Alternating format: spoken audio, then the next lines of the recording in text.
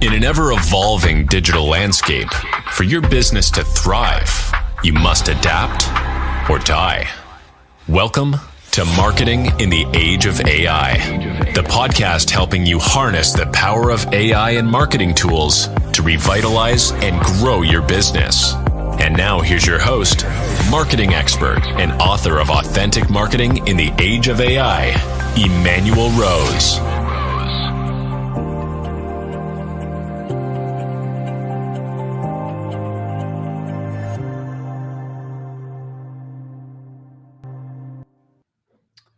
Welcome to this episode of Marketing in the Age of AI.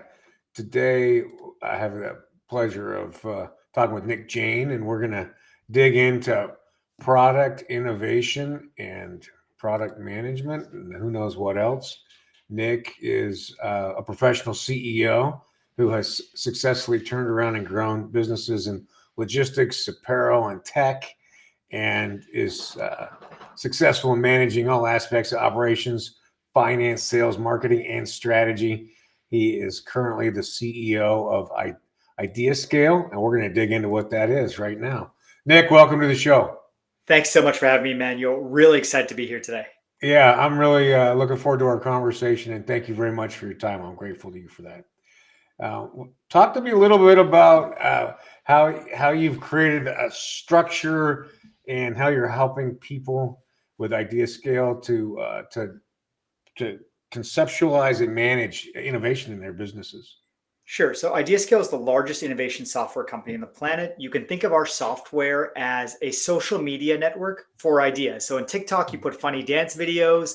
On IdeaScale, you put ideas for new products, ideas for new marketing campaigns, for new mascots, and your employees, your customers vote those ideas up and down. Best ideas rise to the top.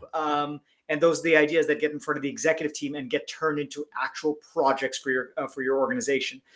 We've been around 15 years. Customers include like Pfizer, Comcast, U.S. Post Office, U.S. Coast Guard, companies all over the world, every sector. We are excited to do that for our product category, and we're really good at it. That's awesome. I would love to see your internal use of the software too. Can I? So one of my colleagues loves to say, you know that old saying, eating your own cooking. Yeah. She says drinking your own champagne, and We do drink our own champagne. We use our software in house, and I'll give two fun examples. One, we used it to select our company mascot. We asked anyone. I was in Japan, and they all have mascots. I was like, we should have one. Let's go get ideas from everywhere. Yeah. And an employee from South Africa, super dog, basically superhero dog, was selected as our mascot. On a more continuing serious basis, we are constantly looking for ideas for how we can make our product better, either because something is kind of ugly or because there's a new feature we need or a fundamental new product. And so we collect ideas from our customers, our employees, and all these ideas are being voted up and down dynamically. And the best of those ideas are taken by our product team and put into our product. And this is happening real time, continuously. So if you put an idea in there today at ideas.ideascale.com, today, it may be exciting or it may not catch fire, but a year from now, for whatever reason, it could catch fire, rise to the top, and that's the idea we're going to go build. Wow. Now, I love that because the old product roadmap where you're like talking to sales rep and you're like, hey, I really want this thing. It'll really help us. And it usually goes nowhere. So yeah, it's that joke, people vote with their feet. How about people vote with their votes? Right. I love it. Well, that's amazing. What are you seeing in terms of either adopting AI into the platform, or how's this AI revolution that we've seen in the last 2 or 3 years? How's that affecting what you're doing at Sure. So we were aggressive adopters of AI pretty much from day one. Within weeks of ChatGPT coming out, I fired up and while having a beer, had it redo our entire social media accounts. So we are aggressive adopters of AI in two levels. One is internally for our operations. We use it on marketing, for sales email. I was having an M&A conversation with a competitor CEO, and I wargamed that exercise using Gemini. Nice. Our engineers use a GitHub Copilot for coding. So we are aggressive adopters of AI for all our internal operations, which both makes us faster, but also improves quality. Sure. On the technology side itself, where like the actual product we're making, we've adopted AI in three ways.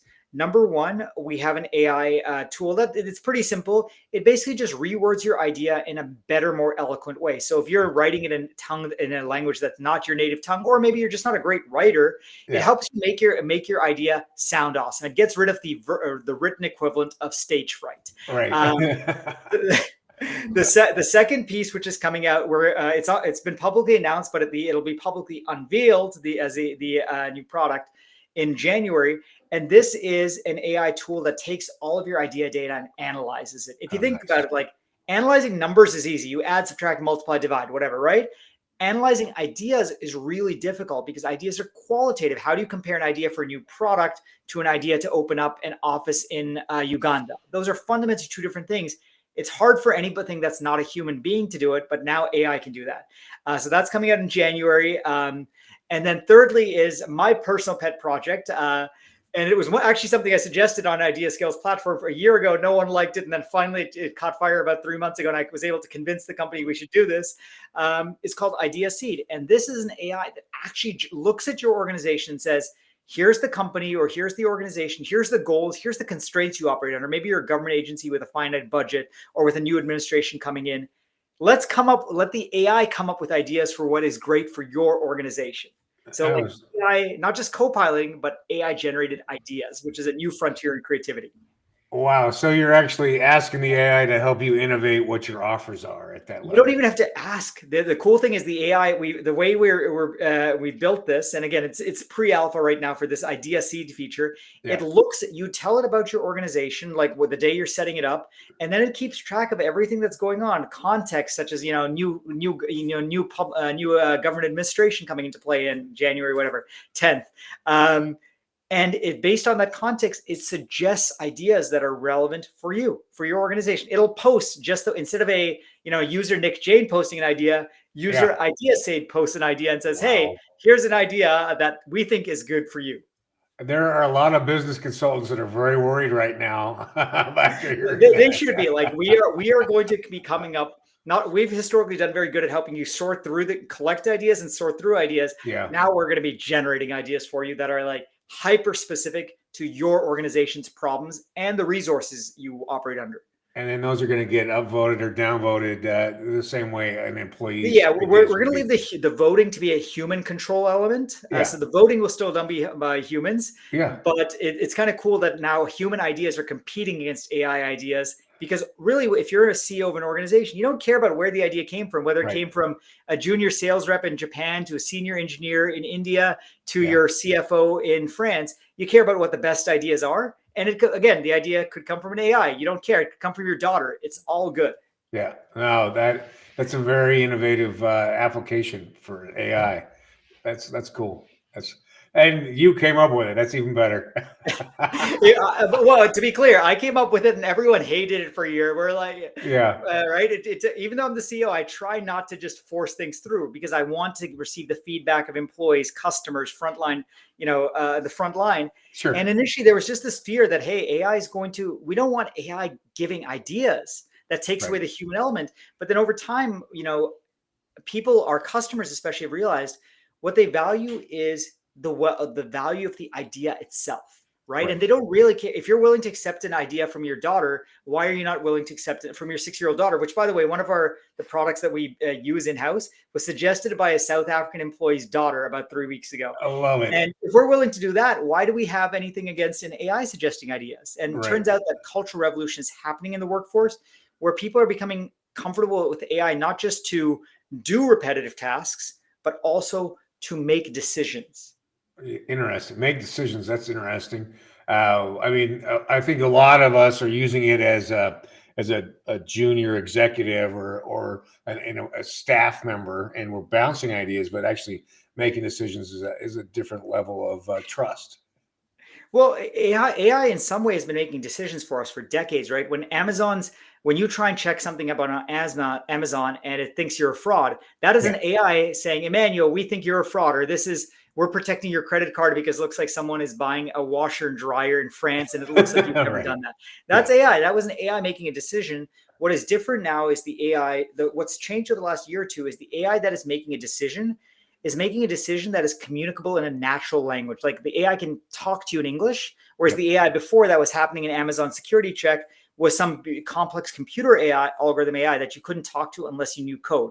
And that's kind of really cool, right? Like you don't need to code to talk to an AI now. No, that is that. I think I call it making it retail level, right? We all have the ability to interact with these tools. Well, you mentioned that you redid some of your marketing on a Chat GPT episode over a beer. What are you doing? Fast forward now with your marketing for your company. Sure. So AI is an integral part of our marketing process at 3 levels. Number 1, at the strategic level, it helps us figure out what our priorities should be, given the strengths and weaknesses of what we're doing right, the resource we have available to us. Number 2, it helps us do kind of the base planning analytics. So we've laid out a marketing plan in jointly with AI. Now it says, okay, now we ask it, okay, how many people do we need? What skills do they have? How does that map against the activities we want to plan? So if I want to run 2 live events, 10 webinars, put out 20 white papers, have social media, put out 100 videos, whatever it is, how many people do I need to do that? And where should I hire them? Where's the best talent pool for video editors? Is it in Utah? Is it in Mexico? Is it in France? I don't know, but like it can do it for me. That research and planning element. And then third is the content production element, right? Not surprising, we've used it a lot for social media. We've used it in helping white papers. We've used it in SEO optimization. But some of the new frontiers where we're using it are number 1 in video generation, number 2 in podcast generation. So we started releasing a few podcasts.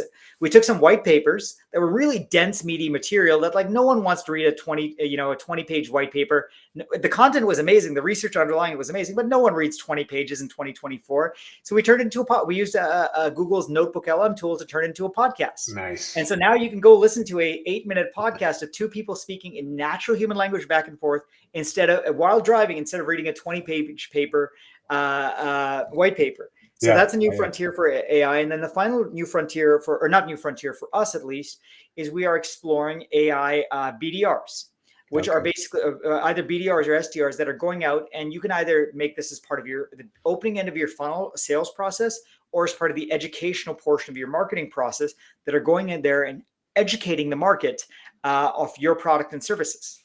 Yeah, it's amazing. And I think 2025 is going to be the year of these AI agents, I think, for a lot of us, right? Like we've gotten sophisticated enough now where we can train these things. Yeah. So are you using an outside vendor for that, or are you building those internally? So for the podcast thing, we're just using Google's tool Notebook LM, although I'm looking a couple outsourced vendors. It's funny that you said building internally versus looking externally. So this is a conversation I literally had with my chairman on Friday night at like 8 or 9 p.m. at night. I said, okay, I've started using some of these external services. Most of them kind of suck and they're really expensive. Right. I spec'd it out myself and I said, hey, can I just build this, in-house? I can build it cheaper in-house because the tech is not super complicated. And I think I'm a better product designer I think we as IdeaScale are better product designers. We've been running a company rather than a bunch of random startups trying to do this. Sure. So we actually are having that debate in-house. Should we just build it ourselves? Yeah. The benefit is obviously way cheaper and we can build it to our needs. The downside is a well-run commercial piece of software will actually be really good and better than us running kind of a side project in-house. So we haven't quite figured that out, but that's certainly a board level discussion we're actively having right now. And it may be a good spin-off for you guys if you create something that's very functional. Our founder does run he's actually a serial entrepreneur. IdeaScale was, I think, the 3rd or 4th company he's founded. He still runs his main company and he spins off a bunch over time. Yeah. So that is kind of certainly the benefit of why I suggested it to him, because I realized that it would be a great part of his customer experience family. Yeah, for sure. And I think, like you say, there's a lot of startups that are doing it. Nobody's really doing it that well yet, but this year there'll be some leaders for us, I think, in that space. What is your daily use case look like for AI tools? What are you focused on? Sure. So I use AI personally in kind of 3 levels. I'll start with a personal level. I use it to help have a better relationship with my wife. And that can be something as silly as researching gifts to, I was going to say wargaming. Wargaming is the wrong word for your spouse. Planning on how I can better engage with my wife in complex situations. We're thinking about, okay, how do we, manage, we have an upcoming child. How do we think about, raising that child. My style is going to be a little bit different. How do I compromise rather than have to give up my style of parenting entirely? Love it. Yep. So that's number one, like wargaming or negotiating against an AI version of my wife, right? Personal purposes. Yeah. I've also used it to help design a better poker strategy. Number two is in analysis, right? As CEO, I'm I'm flooded with information. I use AI to parse through all of that information. And number three is I use it particularly in communication. So everyone nowadays is writing, marketing content and copy with AI.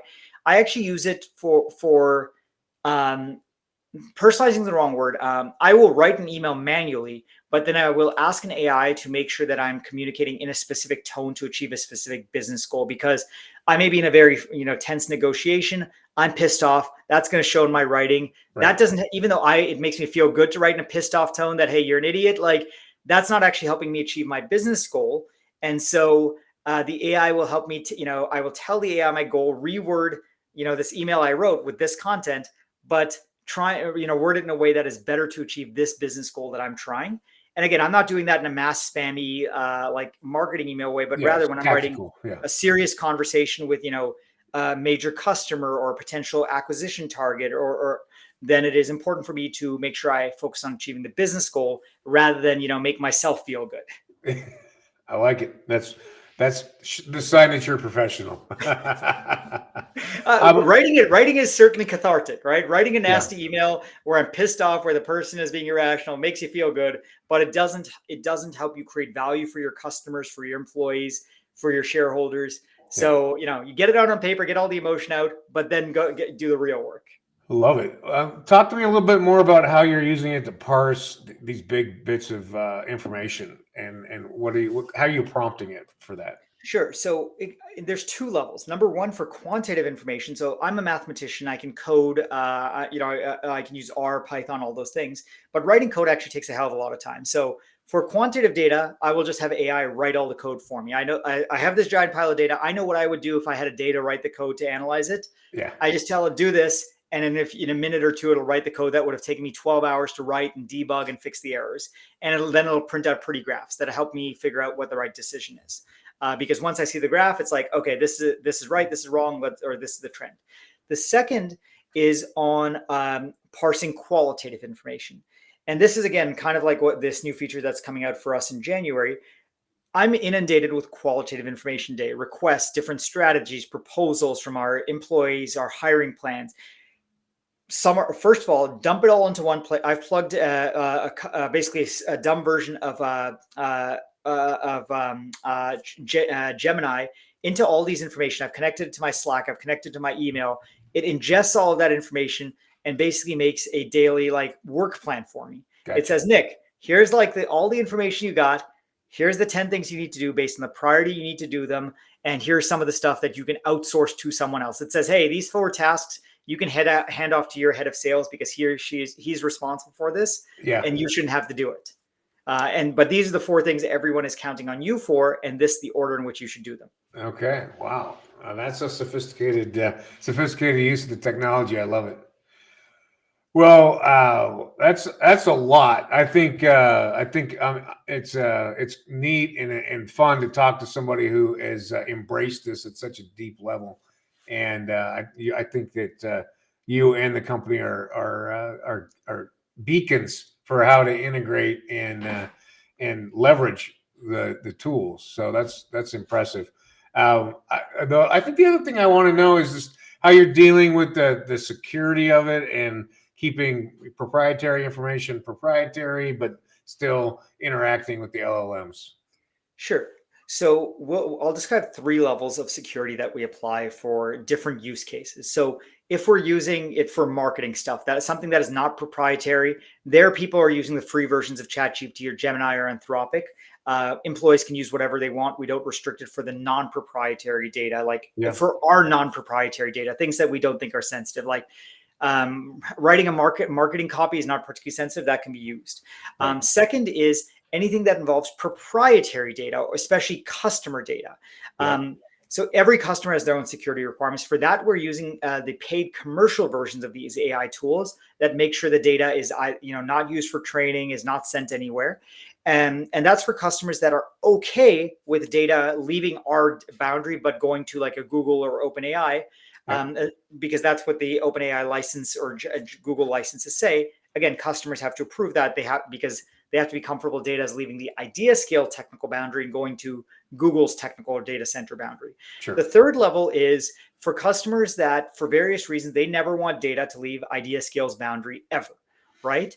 Sure. And for that, we're using open source AI models. So one of the most famous is called Llama, which is made by Meta or Facebook, but it's open source. So what you can do is you can literally pull the code off of the internet, dump it onto a server, and run it entirely in-house. In fact, you could run it on your basement. If you have a big computer in your basement, you can run it there. So customers can send you data, you can analyze it there, and you can send it back to the customers without ever taking it externally. And so that's the third level of data privacy that we use for customers that don't want us using outside data vendors or analytics vendors. Yeah, I understand. Yeah, that's interesting. And then on the ones that are partitioned like that, this open source idea, how do you keep that LLM fresh or current? Sure. So every once in a while, like there's a new version of Llama that comes out, you just download it and upgrade it. It's an hour-long process. Now you can do that daily if you really want it. In practice, it's not. There's very, the cadence for a meaningful refresh of these models happens roughly once every month or so. So, and it's an hour, half an hour-long process. So very easy. It's as simple as like download, upgrade, restart your server. You're back to it. And so you have an internal company document that you created about the policies and procedures for how to leverage. Yeah, this third version is only, for the most part, most of our, we've been using commercial vendors, but we are, for some of those new AI features that I was talking about, where we're dealing with extremely sensitive data, that's where we're moving into this open source inside our garden walls. So we haven't fully written out the procedures, but that's okay because we haven't even deployed it yet for another like 6 to 8 weeks. Yeah.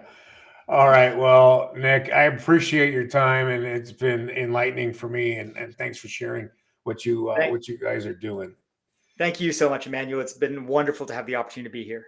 And how do people get in touch with you if they want to talk to you about IdeaScale or AI in general? Sure. 2 ways. Number one, for IdeaScale's website is ideascale.com. You can see it on the background. Our software, by the way, is completely free for teams or organizations less than 100 people. So whether you're a single entrepreneur or a 99-person company at $1 billion company, you can go use our software for free. I encourage people to do that. Number 2 is if you want to get in touch with me personally, best ways through LinkedIn. My name is Nick Jain. It's at the bottom of the screen there. I respond to 100% of messages, so people should feel free to DM me. All right. Well, I love your energy. I love your professionalism. And thanks for sharing some time with me today. Thank you, Emanuel. All right. You enjoy it. Thanks for listening to Marketing in the Age of AI. Be sure to subscribe wherever you heard this podcast so you never miss a future episode. Your copy of Authentic Marketing in the Age of AI is available at Amazon.com or EmanuelRose.com. You can also connect with Emanuel on LinkedIn. Thanks again for listening, and we'll see you next time.